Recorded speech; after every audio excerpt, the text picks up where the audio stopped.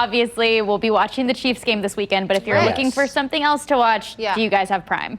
Yes. Do we have Prime? Is the sky blue? Right? Yeah, I feel like everybody has it now. But I It's never definitely look the at one. it for like videos and stuff. I never remember to do that. Well, you're too busy shopping. Exactly. Exactly. You know, you got to multitask. You got to do both because the new movie, Being the Ricardos, is streaming now on Amazon Prime. And our film critic, Lonita Cook, got the inside scoop from Tony Hale. He plays the writer and director of I Love Lucy. Let's go ahead and take a look at it. I just have to ask you, did you watch I Love Lucy and the Ricardos growing up? Oh, yeah. I mean, as a comic actor, they were the comedy Bible. And it was, I mean, she was a master. She really was. Like, she was, to me, Lucille Ball was up there with like a Buster Keaton. I agree. She was a master of physical comedy. So what was it like for you to step into this role where you're playing a real life person that worked with them? Yeah, very intimidating. I had the idea of what the show was, but man, I didn't know a lot of this, like so much that was going on behind the scenes. In addition to creating masterful comedy, you know, she was called a communist in the press. There was a lot of infidelity with Desi and the relationship. And at the time, you know, she wanted to do an episode on her pregnancy.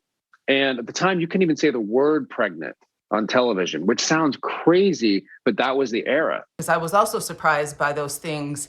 I know that you're playing a real life person, but you're also playing a showrunner of a hit show. What was that like for you, particularly as a creative?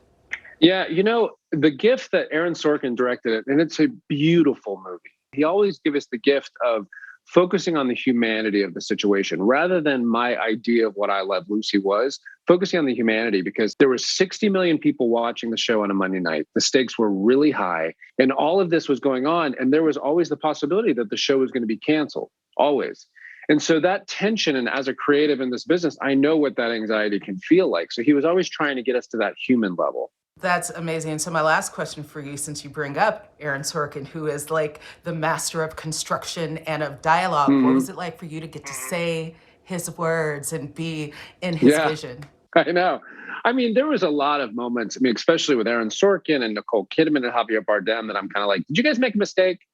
Am I supposed to be here? I had a lot of pinch me moments where I'm like, this writing is so great. And no one wanted to improvise or leave the page because it was so beautifully constructed.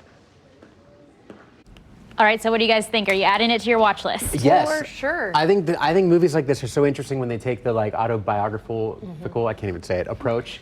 You know, where it's like it was a real show, and then they depict it on screen. It'll be interesting to see. Right, and the convenience of not having to leave your couch to watch That's it. the best part. This weekend, I'm making my lineup now. Yeah. This will be best on part, it. yeah. Bill, Very, very definitely cool. a good movie weekend. I think this would be a fantastic spot to watch some movies. I know typically New Year's Day we watch a lot of football bowl games, right? Yeah.